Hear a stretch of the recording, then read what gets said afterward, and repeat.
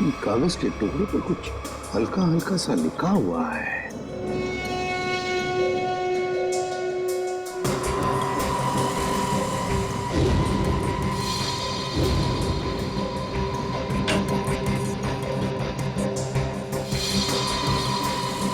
Sir. हाँ सच। ये देखिए सर, जूतों के निशान। वो इस खिड़की से इस घर के अंदर आया है। उसके जूते के निशान इस पेपर पे भी है सर। सचिन, घर की हालत को देखकर तो ऐसे नहीं लगता कि घर में कुछ चोरी हुई है, लेकिन जो भी इस घर में इस खिड़की से घुसा है वो या तो इस घर का आदमी है या फिर कोई ऐसा आदमी जो इस घर के बारे में और घर के लोगों के बारे में अच्छी तरह से जानता है और किसी खास मकसद से ही इस घर में घुसा है, किसी खास मकसद से। दया, वो चोरी हुई गाड़ी के बारे में क्या पता चला? सर, जगह जगह पुलिस चेकिंग कर रही है, बहुत जल्द गाड़ी मिल जाएगी। साळुंखे, तू यहाँ क्या कर रहा है? वो लगता है फिर से गलती करके आ गया ये। यार प्रद्युमन, तुम कभी सुधरोगे नहीं क्या यार? अरे यार नहीं, कोई मजाक नहीं, ठीक है। आगे से तुम किसी ऐसे इंसान से काम कराओ जिसने अपनी जिंदगी में कभी कोई गलती नहीं की। मैं जा रहा हूँ, बाय। अरे सर, डॉक्टर तारिका। क्या? मेरे कहने का मतलब है सर कि तारिका जी अकेली पड़ जाएंगी अगर आप चले गए तो। अच्छा, तो मतलब आपको तारिका जी की फिक्र है, सालुके की फिक्र नहीं है ना? ठीक है, तो मैं जा रहा हूँ, ठीक है, बाय। यार लेकिन जो बात बताने के लिए आया था वो तो बता के जा। वो आप इनकी डॉक्टर तारिका जी से पूछ लीजिएगा। मैं जा रहा हूँ, बाय। अच्छा ठीक है, बाय। 1 मिनट में वापस आ जाएगा। हाँ दया, देखा?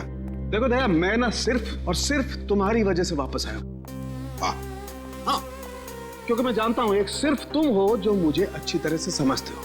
बाकी ये लोग तो मेरी नौकरी छीनने पर लगे हुए हैं। सर वो मैं नहीं, कुछ कहने की जरूरत नहीं है। मैं तुम्हें बहुत अच्छी तरह से समझता हूँ। वैसे समझता मैं इन लोगों को भी बहुत अच्छी तरह से हूँ। वैसे दया, जो बात तुझे बताने के लिए आया था जरा पूछ ले, क्या बात है? अब सर देखो दया, जो लाश आप लोगों को मिली थी ना, उसका डीएनए मैच हो गया है और वो लाश विशाल की है। क्या? विशाल की है? मतलब हमारा शक सही निकला? बिल्कुल। और जो जूतों के निशान आपको विशाल के घर से मिले थे वो किसी ऐसे आदमी के हैं जो एक पांव से लंगड़ा के चलता है। ये कैसे पता चला सालुंखे सर? देखो, जब कोई इंसान लंगड़ा के चलता है तो उसका एक पैर पर वजन ज्यादा होता है और दूसरे पैर पर वजन कम होता है, और इसीलिए दोनों पैरों का अलग अलग निशान पड़ता है। वाह सालुंखे साहब, वाह, बड़ा तगड़ा ऑब्जर्वेशन है आपका। Thank you. समझता क्या है? वैसे साळुंखे यार, वो कागज के टुकड़े जो मिले थे विशाल के घर से, उन पर कुछ लिखा हुआ था, वो क्या है?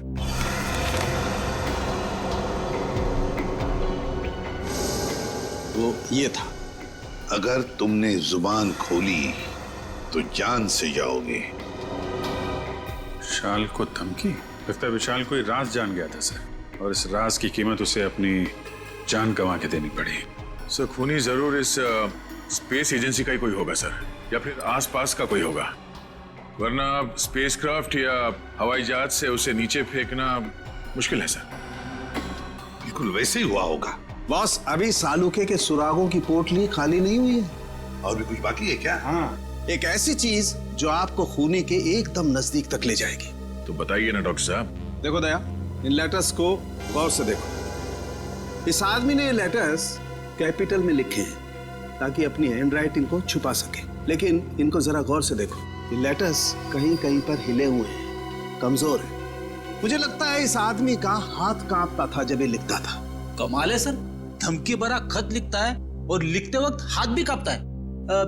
डर की वजह से? बिल्कुल सही फ्रेडी, डर की वजह से ही।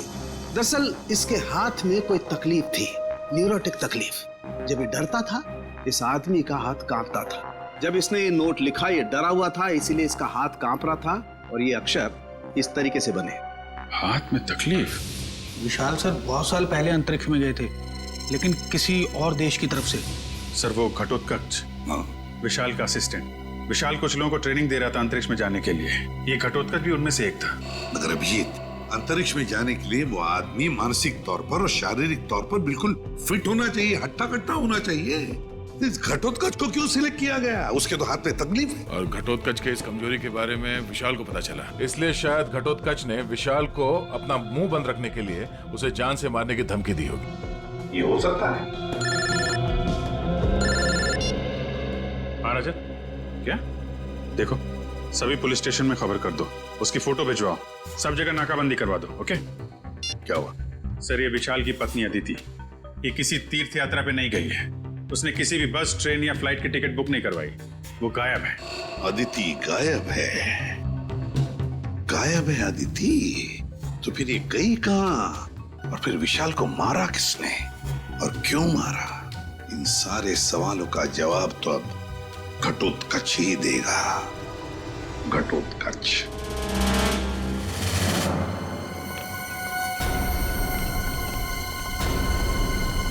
शरीर घटोत्कच का घर सर।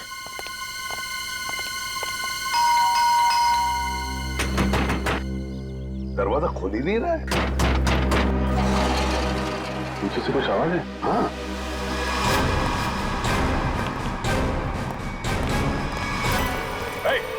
पकड़ो उसे।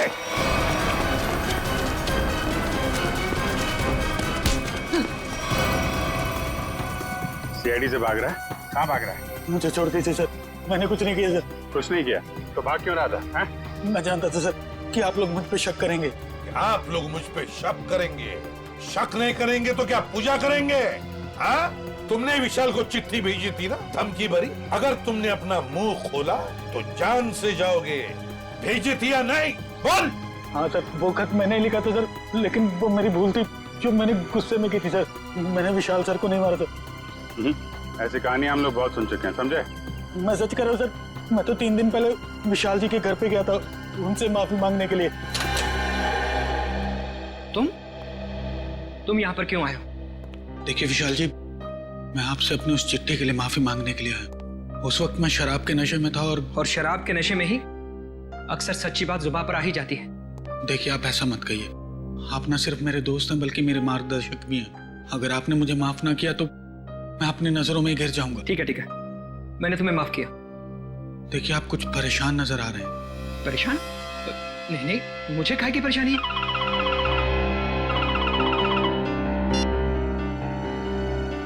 हेलो जी, ठीक है, आप जैसा कहेंगे मैं बिल्कुल वैसा ही करूंगा, लेकिन मेरी पत्नी पर कोई आंच नहीं आनी चाहिए।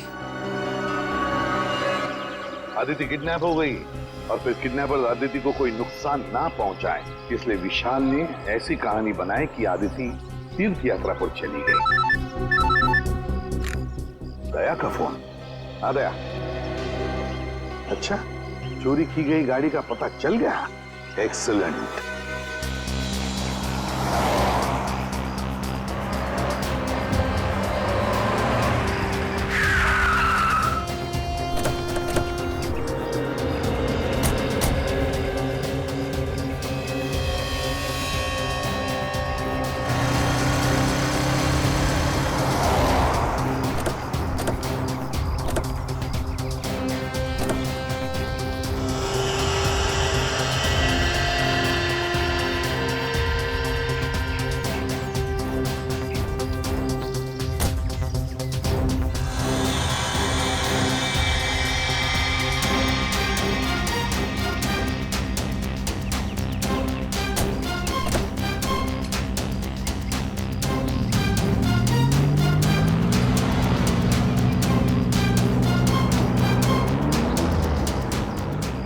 खूनी समंदर किनारे से इस गाड़ी में यहाँ तक आया और उसके बाद गाड़ी को यहाँ पे लावारिस छोड़ के किसी और गाड़ी में चला गया। लेकिन सर, गाड़ी में तो कुछ भी नहीं मिला।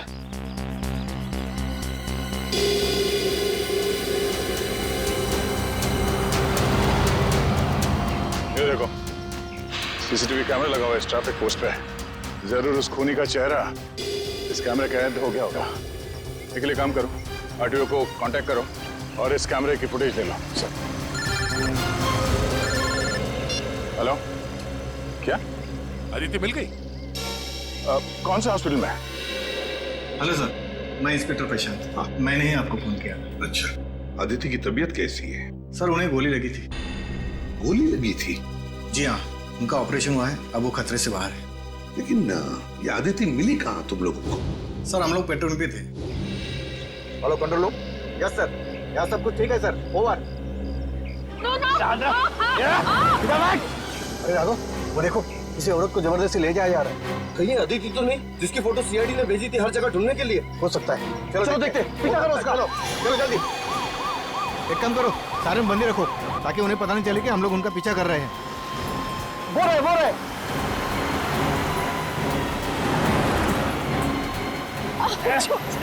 जाने दो मुझे, जाने दो ना मुझे।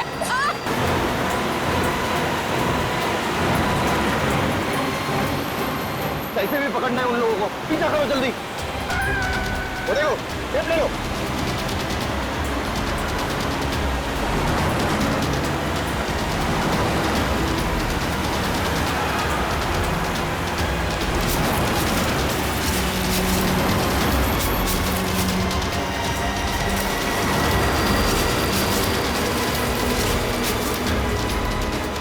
जाने दो ना मुझे। जाने देंगे, जाने से पहले तोहफा तो लेके जाओ। कैसा तोहफा? तोहफा दिखाता हूँ मैं तोहफा। ये है मेरा तोहफा। ड्राइवर तेज चलो।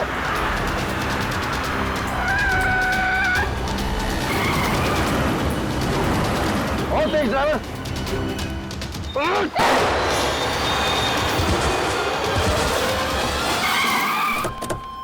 चलो जल्दी, चलो।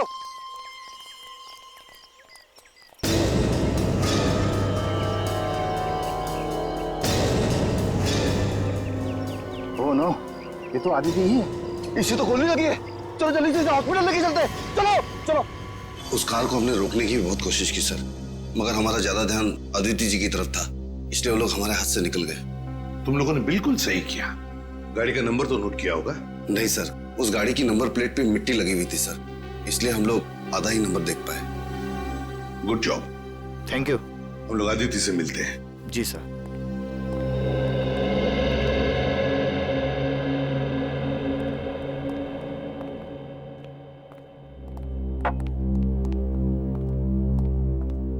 अदिति, अब कैसी हो? ठीक हूँ। आप कौन? मैं एसीपी प्रद्युमन, सीआईडी से। सीआईडी से? मेरे पति कहाँ हैं? बहुत जल्दी आ जाएंगे।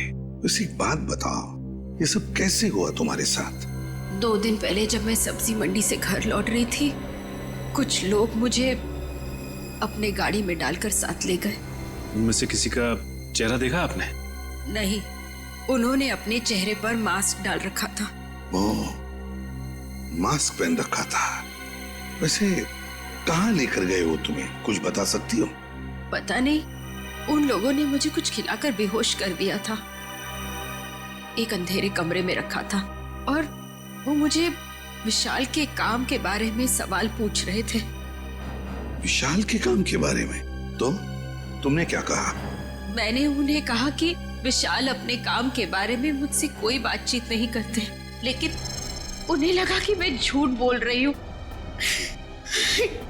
नहीं आदित्य, देखो अदिति, देखो जिन्होंने भी ये किया है ना तुम्हारे साथ, उनको हम कड़ी से कड़ी सजा दिलवाएंगे, ये मेरा वादा है। सब आप उन्हें मत छोड़िएगा। नहीं, वो लोग देशद्रोही है। कुछ देर बाद उनका बॉस भी उसी कमरे में आया और उसने मुझसे कहा कि विशाल मुझसे ज्यादा अपने देश से प्यार करते हैं। मैंने उन्हें जवाब दिया कि मुझे गर्व है कि विशाल पहले एक अच्छे नागरिक है और फिर एक अच्छे पति। बिल्कुल सही कहा तुमने, बिल्कुल सही कहा। और सच कहूं, हमें भी तुम पर गर्व है, क्योंकि तुमने ये सब किया ना इसकी वजह से। अच्छा बताओ, क्या तुमने उस आदमी का चेहरा देखा? नहीं सर, उसने भी अपने चेहरे पे मास्क डाल रखा था, लेकिन हाँ, गुस्से में आकर मैंने उस पर झपटकर हमला किया था। अच्छा? उसके गर्दन पर खरोच आ गई थी। उस आदमी के गर्दन पर खरोच आई थी? तो फिर सचिन, जरूर आदिति की नाखून में उस आदमी की चमड़ी के अंश होंगे। उस आदमी के चमड़ी के अंश होंगे। हाँ निखिल, ट्रैफिक सिग्नल का फुटेज रेडी है? हाँ सर, रेडी है। चलो देखते हैं।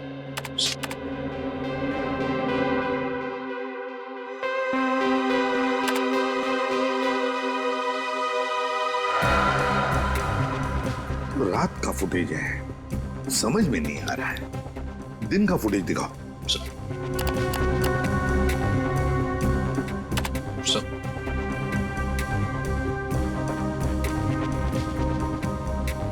कोई आदमी गाड़ी की तरफ चलते हुए आ रहा है। निखिल, पॉज करो, रिवाइंड करो और फिर से प्ले करो।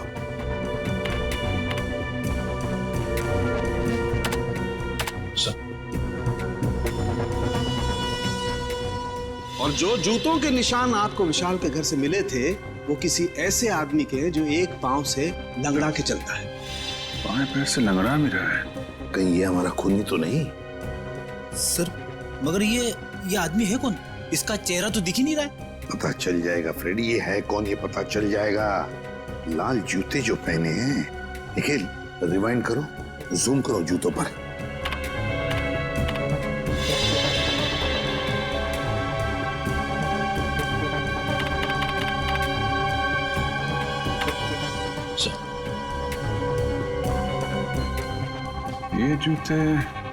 ये जूते मैंने कहीं देखे हैं सर।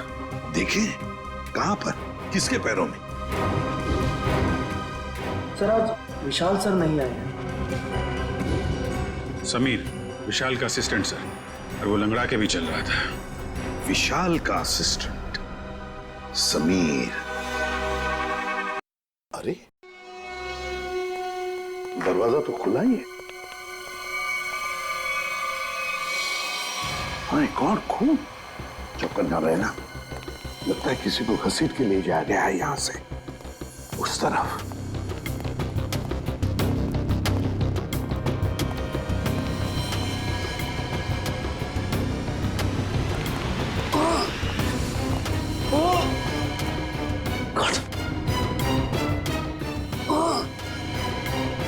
सर ये तो समीर है। समीर, जल्दी से एम्बुलेंस बुलाओ। समीर, घबराओ मत। देखो हम लोग सीआईडी से। हेलो, कुछ नहीं होगा, एम्बुलेंस बुलाई है हमने। क्या क्या कह रहे हो?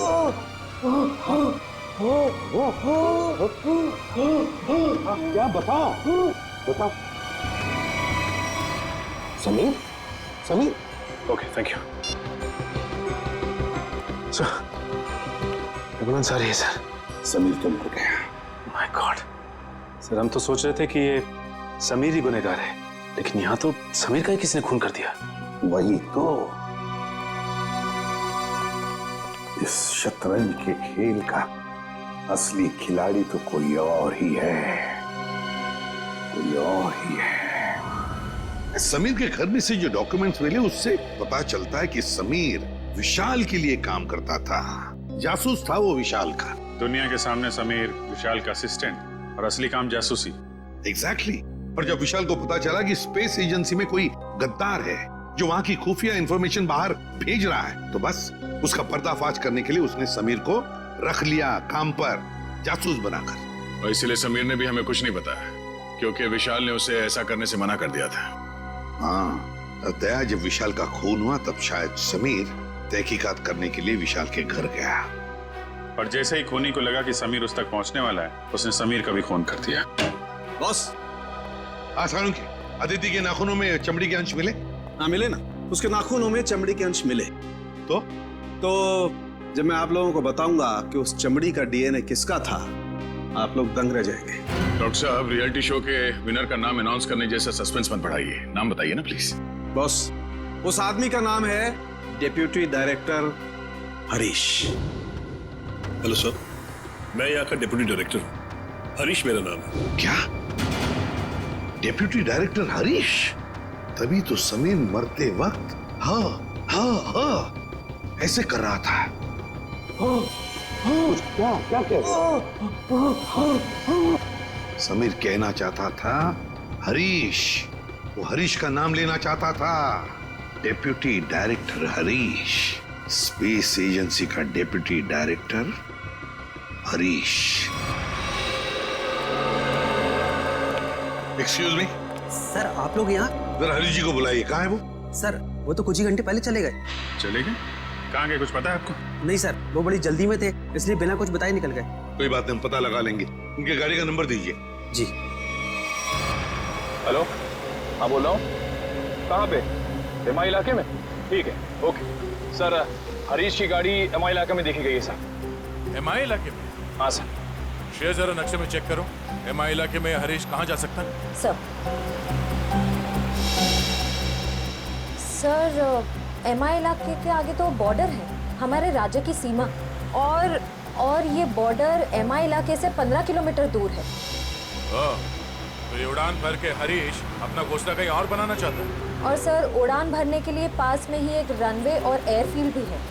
फिर तो सर ये शहर से नहीं, देश से बाहर निकलने का प्लान बना रहा होगा। तो चलो इसके प्लान का आज क्लाइमैक्स कर देते हैं।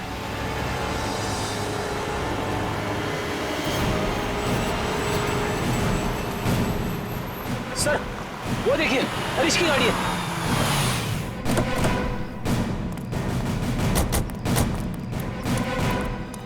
सर गाड़ी तो खाली है सर, तो लगता है भाग गया है हरीश। लगता है वो एयरफील्ड की तरफ गया है। चलो लेट्स गो।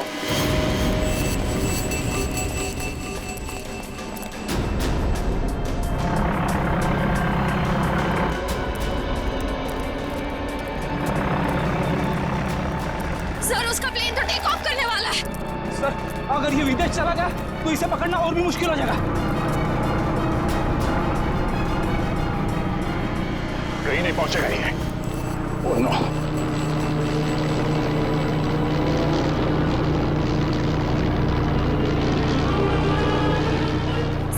सर हम कंट्रोल टावर से पता कर सकते हैं कि ये प्लेन किस दिशा में और कौन से देश की तरफ गया है।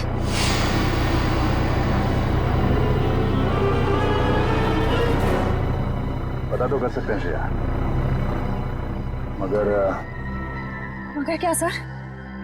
पता नहीं क्यों मुझे ऐसा लग रहा है कि हम अब भी असली खूनी तक नहीं पहुंचे हैं। सर इस हरीश तक पहुंचते पहुंचते रह गए सर। नहीं निखिल, असली खूनी ये हरीश नहीं है। हरीश नहीं है तो फिर कौन है सर? अब मेरी समझ में आ रहा है कि सब किसका किया धरा है। चलो। तुम लोगों को अपने बुरे कर्मों की सजा जरूर मिलेगी। सारा गुनाह तुम लोगों ने किया और इल्जाम मेरे मत्थे मर दिया। बात तो तेरी ठीक है, मगर सीआईडी कभी पता नहीं कर पाएगी कि असली मुजरिम कौन है, क्योंकि हमने तुम्हारे बैंक अकाउंट में पूरे 15 करोड़ रुपए डलवाए हैं। 15 करोड़ रुपए? हाँ 15 करोड़ रुपए, जिससे उनको लगेगा कि तुमने अपने जमीर का सौदा कर दिया है 15 करोड़ रुपयों के लिए, और अब देशद्रोही बन गए। शर्म आनी चाहिए तुम लोगों को। शर्म तो हमें आने से रही, अब तू एक अच्छे बच्चे की तरह उस नए मिशन की पूरी जानकारी हमें देते हैं। चल। नहीं, कभी नहीं। मैं रुपयों के लिए अपने देश को कभी नहीं बेचूंगा, कभी नहीं।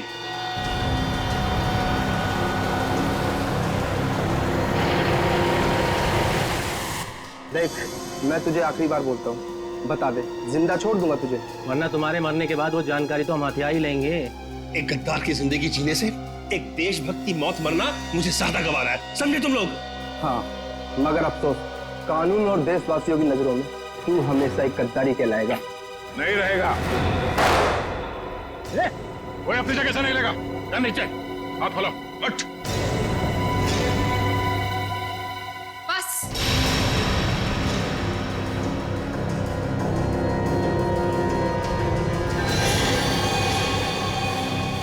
बहुत हो चुका ये नाच गाना, अब काम की बात करें। हाँ, काम की बात भी हो जाएगी। अदिति, तुम लोग मुझे देखकर चौंके नहीं? नहीं, हमें पहले ही पता चल गया था। ज्यादा चालाक बनने के चक्कर में तुम खुद अपनी जाल में फंस गई। तुम्हें याद है, तुमने कहा था कि 2 दिन पहले तुमने हरीश के गले को खरोचा था। हा? मैंने उस पर झपटकर हमला किया था। अच्छा? उसकी गर्दन पर खरोच आ गई थी। हाँ तो? मगर जब हम हरीश से मिलने स्पेस एजेंसी गए थे, तब उसके गले पे खरोच का ऐसा कोई भी निशान नहीं था। नहीं सर, स्पेस को इतनी साधारण जगह नहीं है। हमारी जानकारी के बिना वहां जाना असंभव है। और हमसे मिलने के बाद हरीश के गले पे खरोच का निशान बनाया गया ताकि तुम हमें गुमराह कर सको। सर इन लोगों को बिल्कुल मत छोड़ना। इन लोगों के पास देश की एक ऐसी खुफिया जानकारी है जो ये अरबों रुपए में दुश्मन को बेचना चाहते हैं। अपनी जेब भरने के लिए देश की सुरक्षा का सौदा करने चली थी तुम। अब चलो, मायके चलने की तैयारी करो। तुम लोग ऐसे नहीं मानोगे। सीआईडी के ऊपर गोली चलाने की कोशिश कर रही हो? ये रहा उसका इनाम। बोलो, क्यों किया तुमने ये सब? मैं दुश्मन देश की जासूस हूँ। 8 महीने पहले मैंने विशाल से शादी की ताकि भारत की स्पेस एजेंसी की सीक्रेट्स और आने वाली प्रोजेक्ट्स की जानकारी मैं चुरा सकूं। मगर तुम्हारे पति विशाल को तुम्हारी हरकतों और हाव भाव पे शक हुआ और इसीलिए उसने तुम्हारे पीछे जासूस लगा दी। विशाल को सिर्फ इतना ही शक था कि स्पेस एजेंसी में कोई गद्दार है, लेकिन वो ये नहीं जानता था कि गद्दार खुद उसकी पत्नी ही है। जब तुम्हें ये जासूसी वाली बात पता चली तो तुमने उस जासूस समीर को मार दिया और अपने आप को अगवा करने का प्लान बना लिया। क्योंकि मुझे लगा था कि मुझे छुड़वाने के लिए विशाल उन अगवा करने वाले लोगों को वो खुफिया जानकारी दे देगा, लेकिन शायद विशाल को मुझसे ज्यादा देश से प्रेम था, इसलिए विशाल ने उन्हें गलत इन्फॉर्मेशन दी और मुझे छुड़वा लिया। और तुम्हें इस बात का गुस्सा आया और तुमने विशाल को प्लेन से नीचे धक्का दे दिया। हाँ, मैंने प्लेन क्रैश करवाया था और खुद पैराशूट से नीचे आ गई। और फिर तुमने मुझे फंसाने का प्लान बनाया? क्योंकि मैं चाहती थी कि विशाल के खून का और इस सारी गद्दारी का इल्जाम तुम्हारे सर पर आ जाए। मगर तुमने कभी ये नहीं सोचा कि सीआईडी कभी ना कभी सच का पता लगा ही लेगी। तुम इस देश को बर्बाद करना चाहती थी, अब इस देश की खातिरदारी भी देख लो। फांसी के लिए तैयार हो जाओ तुम।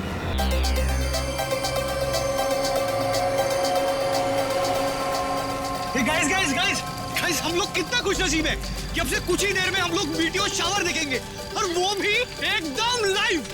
ऐसा पहली बार हो रहा है गाइस, लाइफ में ऐसा नजारा दोबारा देखने को नहीं मिलेगा। ये देखो, अमेरिका में भी शुरू हो गया मीडिया शावर। अरे हमें इंग्लैंड के आसमान में भी दिखाई दे रहा है। अगला नंबर हमारे देश इंडिया का है दोस्तों। तैयार हो जाओ आसमान में प्रकृति की आतिशबाजी देखने के लिए। वो देखो, शुरू हो गया।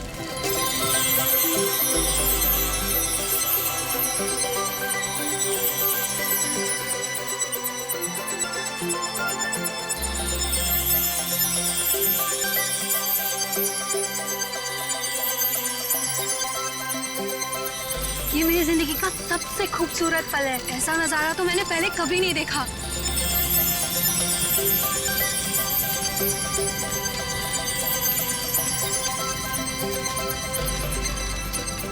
हे गाइस, वो देखो, आसमान से शायद कुछ गिर रहा है। ये कहीं किसी मीटियोर का हिस्सा तो नहीं है? वो देखो, वहां गिरा। चलो देखते हैं। ये था।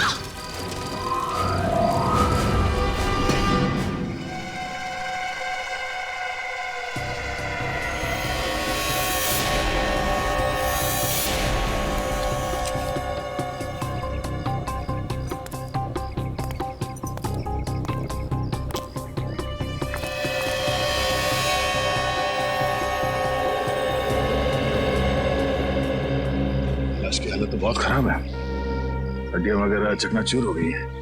हाँ सर, लेकिन ऐसा तो तभी हो सकता है जब कोई काफी ऊंचाई से गिरा हो। लेकिन सर, यहाँ कोई बिल्डिंग तो है नहीं, चारों तरफ खुला मैदान ही है। लाश आसमान से गिरी है, वरना इसकी इतनी बुरी हालत नहीं होती।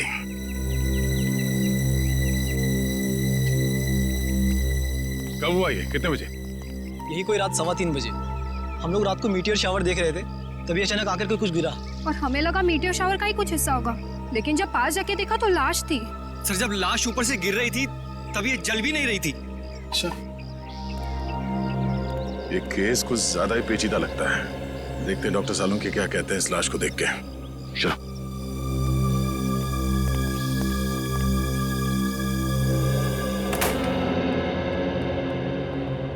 अरे साउंड कैसा? कुछ पता चला? हाँ, फिलहाल तो इस आदमी की उम्र पता चली है, और वो भी डॉक्टर तारिका ने ही पता किया होगा।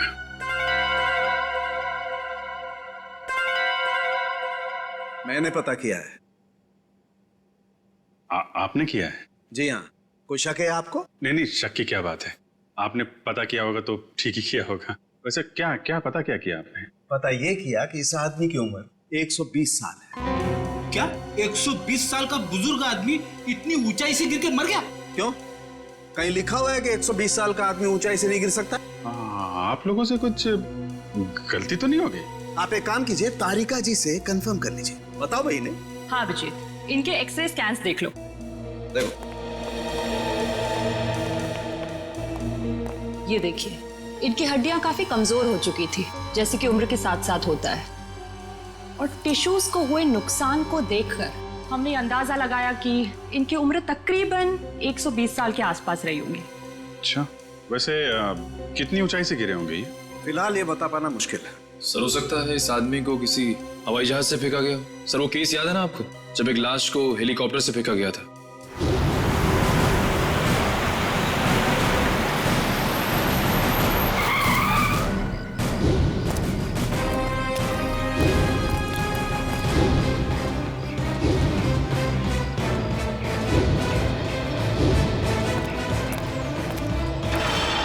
सर या फिर हो सकता है हॉट एयर बलून से, या फिर स्काई डाइविंग कर रहा होगा। अरे कैसी बातें कर रहे हो तुम लोग यार। 120 साल का बुजुर्ग आदमी स्काई डाइविंग करेगा, हॉट एयर बलून से कूदेगा? वैसे भी हमें वहां पे कोई पैराशूट वगैरह तो मिला नहीं था।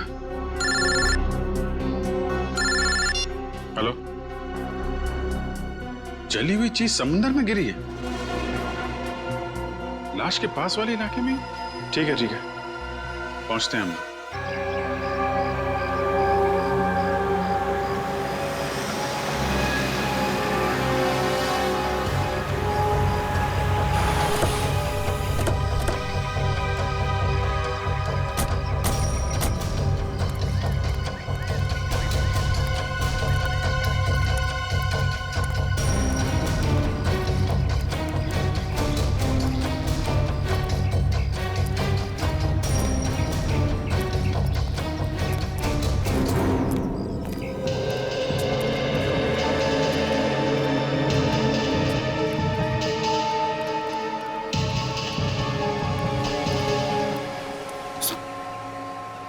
कुछ पता चला क्या गिरा था समंदर में? नहीं सर, समुद्र में क्या गिरा अब तक कुछ पता नहीं चला।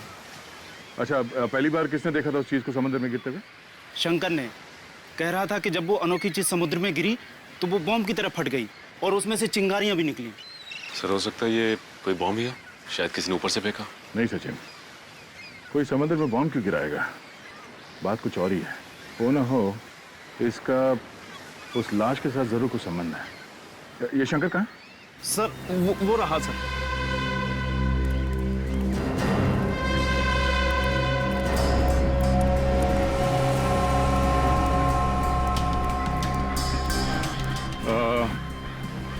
तुम शंकर हो? जी मैं शंकर। हम लोग सीआईडी से हैं। एग्जैक्टली हुआ क्या था? सर करीब रात के 3 बज रहे थे, मेरी बीवी जोर जोर से खर्राटे भर रही थी, इसलिए मुझे नींद नहीं आ रही थी। क्या आपकी वाइफ भी खर्राटे मारती है? रेडी, अब अपनी वाइफ की बातें शुरू मत कर देना।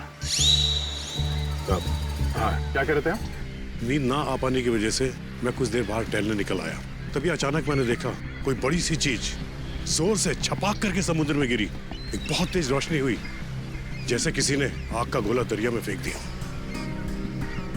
सर हो सकता है कि अंतरिक्ष से कोई उड़न तश्तरी गिरी होगी समुद्र में, और वो 120 साल का आदमी वो भी उड़न तश्तरी से ही गिरा होगा, फ्लाइंग सॉसर से। रेडी, मैंने तुमसे क्या कहा अभी?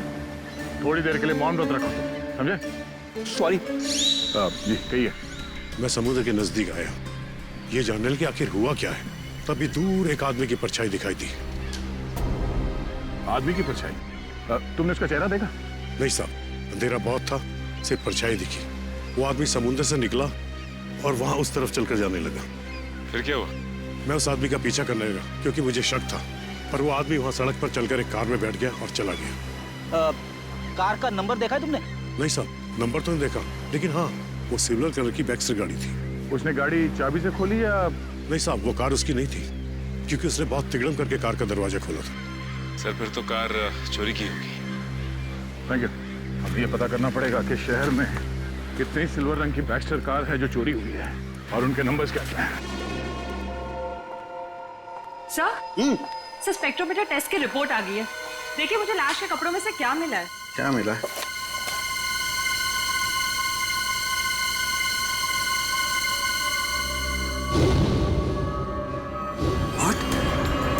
Rocket fuel? हाँ सर।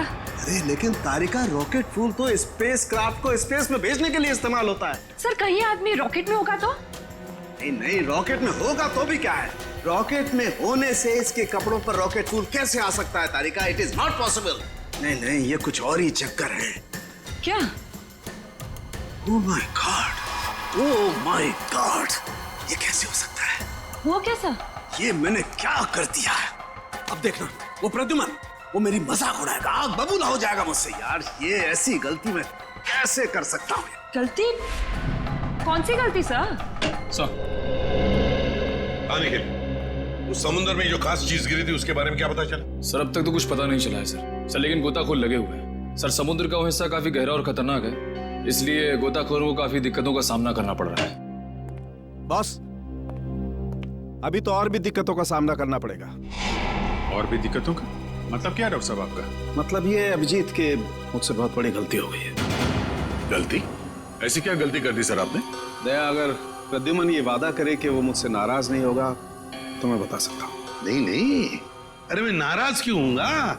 मैं तो मिठाई बांटूंगा, क्योंकि the great intelligent and genius doctor Salunkhe ने जिंदगी में पहली बार अपनी गलती मान ली। तो डॉक्टर साहब बताइए, क्या गलती की आपने? गलती दरअसल मुझसे ये हुई है कि उस आदमी की उम्र 120 साल नहीं है। क्या? क्या 120 साल की नहीं है? नहीं। तो फिर क्या उम्र होगी उसकी? लगभग 50 साल। क्या साळुंखे, तूने 50 साल के आदमी को 120 साल का बना दिया? इतनी बड़ी गलती की तूने? यार दरअसल उस आदमी की हड्डियां तो यही बता रही थी कि उसकी उम्र 120 साल की होनी चाहिए, मगर स्पेक्ट्रोमीटर टेस्ट के बाद उसके कपड़ों पर मिला रॉकेट फ्यूल ये बता रहा है कि ये आदमी 4-5 महीने अंतरिक्ष में रहकर आया है। क्या उसके कपड़ों पर रॉकेट फ्यूल मिला? हाँ, और अंतरिक्ष में हड्डियों की डेंसिटी हर महीने 2% घटती जाती है। मतलब लाश अंतरिक्ष में से गिरी है? नहीं फ्रेडी, लाश अंतरिक्ष से अगर गिरती तो जल जाती, धरती पर पहुंचने से पहले ही उसके चीथड़े उड़ जाते, मगर ऐसा हुआ नहीं। मतलब ये लाश किसी स्पेसक्राफ्ट से गिरा है जब वो धरती पे वापस आ रहा होगा। मगर दया, हमारे देश से कोई स्पेसक्राफ्ट तो किसी इंसान को लेकर अंतरिक्ष में गया ही नहीं। फिर भी अभिजीत, हमें पता तो लगाना ही पड़ेगा कि है कौन ये, और फिर वो गिरा तो गिरा कहां से और कैसे, और ये तो हमें हमारी स्पेस एजेंसी ही बता सकती है। हेलो सर, मैं यहाँ का डिप्टी डायरेक्टर हूँ, हरीश मेरा नाम है। कहिए। हरीश जी, हम यहाँ पर एक ऐसे आदमी के सिलसिले में आए हैं जिसका खून हुआ है, मगर उसने अंतरिक्ष में 4-5 महीने गुजारे हैं।